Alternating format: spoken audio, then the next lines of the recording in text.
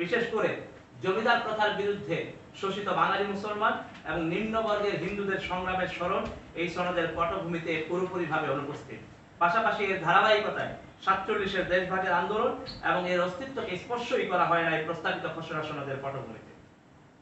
24-এর গণ অভ্যুত্থানের উল্লেখ থাকলেও এর পটভূমিতে যে বৈষম্য বিরোধী ছাত্র আন্দোলনের ব্যানারে এই গণ অভ্যুত্থান সংগঠিত হয়েছে, যে ব্যানারের সারা বাংলাদেশের সমস্ত দল মত পথের মানুষ এসে ঐক্যবদ্ধ হয়ে এই আন্দোলনে অংশগ্রহণ করা হয়েছে, সেই ব্যানারের নামটি পর্যন্ত উল্লেখ করা হয়নি। কোটা সংস্কার আন্দোলন পরবর্তীতে যে এক দফা দাবি এবং গণ অভ্যুত্থানে রূপান্তরিত হলো, যার ফলে রাজপথে নেমে এসে অকাতরে জীবন দিলেন রিকশা চালক, ভ্যান চালক, ট্রাক ড্রাইভার, ছিন্নমূল মানুষ, প্রাইভেট বিশ্ববিদ্যালয়ের শিক্ষার্থীরা, মাদ্রাসার শিক্ষার্থীরা, নারীরা, ঢাকার রাজপথে পথ শিশুরা, তাদের কারো লড়াইয়ের স্বীকৃতি মিলেনি এই প্রস্তাবিত খসড়া কাঠামোর পটভূমিতে। পাশাপাশি গত 15.5 বছরের ফ্যাসিবাদী শাসনামলকে শুধুমাত্র স্বৈরাচারী শাসনামল হিসেবে উল্লেখ করা হয়েছে, ফ্যাসিবাদী শাসনামল হিসেবে একে মূল্যায়ন করা হয়নি।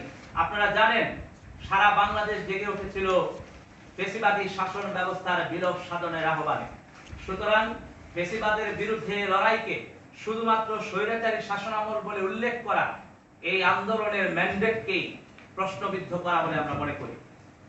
স্পষ্টভাবে উল্লেখ করতে হবে গত 15 বছরে ফ্যাসিবাদী শাসনামলে সংঘটিত গণহত্যা এবং যে বিচারিক হত্যাকাণ্ড হয়েছে তা স্পষ্টভাবে উল্লেখ করতে হবে, দুঃখজনকভাবে তার উল্লেখ নেই। আপনারা জানেন পিলখানা হত্যাকাণ্ড, শাপলা হত্যাকাণ্ড, আল্লামা দেলোয়ার হোসেন সাঈদীর রায়কে কেন্দ্র করে সারা দেশে গণহত্যা, মোদী বিরোধী আন্দোলনে গণহত্যার উল্লেখ নাই প্রস্তাবিত খসড়া সনদের পটভূমিতে। আমরা চাই এই সমস্ত লড়াই সংগ্রামকে স্বীকৃতি দিয়ে সনদের পটভূমিতে এই লড়াইগুলোকে অন্তর্ভুক্ত করা হবে।